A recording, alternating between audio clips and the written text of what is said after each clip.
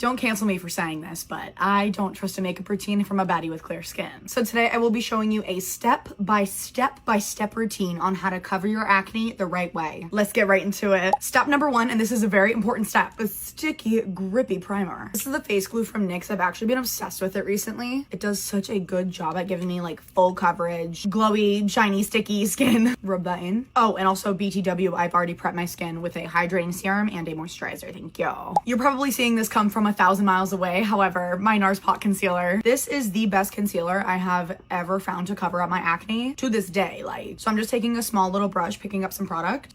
Wait, why is this side really clear? Wait, I'm obsessed. This side needs some help though. So I'm gonna put this on my pimples, my acne scars, anything that I really want to cover. Get into it. My problem areas are only my cheeks, so I put it there and I put it here, and that's it. I like to take a little fan and just let this sit for like 60 seconds, like not very long. If you let it sit for too long, it's gonna look dry underneath your foundation, so we don't want to do that, love.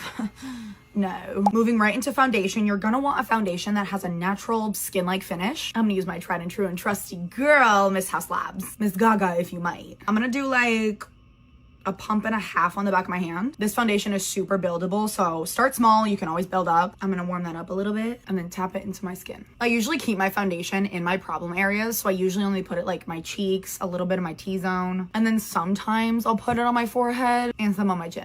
That's why I like tapping it into my skin versus just pumping it directly on, because you can really control where you put it. It's quite nice. Taking a large dense brush, I'm just gonna start blending this in, and you're gonna wanna tap. You don't smear, you tap. Just pressing it into the skin. Ooh, there's a little hair. Go away. I like to put my foundation right over my lips. Gives a good base for my lip combo later. Okay, I know I did say I usually just put it on my problem areas, but sometimes I put it all over, and you can't blame a girl. I do really try to avoid my under eyes, because then when I put concealer on later, it'll make it super cakey if you have like too much product there, you know? So I'm just gonna take my blender and kind of blend that up. I'm also just blending in my T-zone, but I'm not gonna use a booty blender on my cheeks and my problem areas, because that's gonna absorb the product and ruin your coverage. You know what I'm saying? You pick it up when I put it down.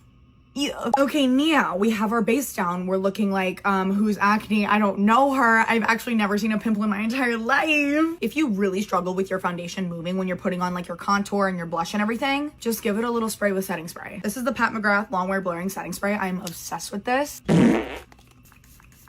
This just really helps your foundation not move when you're doing all the other steps and keeps your coverage at like a million. After those steps, you're good to go to finish the rest of your makeup. I mean, your acne is covered. It's not gonna move. So I'm gonna go finish my makeup and show you the final result. Okay, so I am in the middle of finishing my makeup right now. However, I wanted to add the One Size setting powder. I have yet to find a better setting powder that hides texture like this one does. It's crazy. I just like to pick up a little bit on a puff, tap it off. And then anywhere I have texture, do you see that right there? I'm just gonna go like that, pat it over it. It's like literally 10 times smoother. Like, do you see that? It's crazy. And then I just set the rest of my face like normal. But wherever you have texture or like a pimple, really press the powder into that pimple. Okay, the makeup is slayed. Not me looking all beautiful and gorgeous and shit. So obviously it's gonna be nearly impossible to make sure all of your texture is completely flat, but I think I did a pretty good job.